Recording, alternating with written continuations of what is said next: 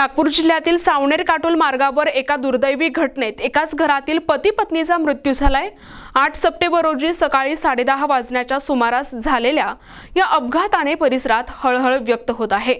नेत्र तपासणीसाठी निघालेल्या या दाम्पत्याच्या दुचाकीला भरधाव मालवाहू पिकअप गाडीने धडक दिली आणि त्यांचा जीव घेतलाय। राजकुमार जंगलू कुंभारे आणि त्यांची पत्नी इंदू राजकुमार कुंभारे हे आपल्या दुचाकीवरून जात असताना तेलकामठी वडनावर जवळ त्यांच्या सोबत ही दुर्दैवी घटना घडली। काटोलकडे जाणाऱ्या एका भरधाव पिकअप मालवाहू गाडीने निष्काळजीपणे त्यांच्या दुचाकीला जोरदार धडक दिली। अपघाताचा आवाज ऐकून आजूबाजूच्या शेतकरी आणि प्रवाशांनी मदतीसाठी धाव घेतली। या धडकेत राजकुमार कुंभारे यांचा जागीच मृत्यू झाला।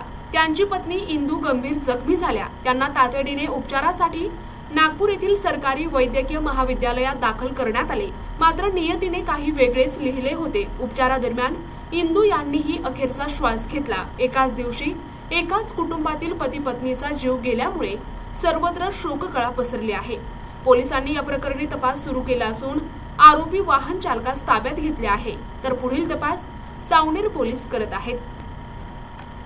प्रतिनिधी मंगेश उराडे, NTV न्यूज मराठी, नागपूर।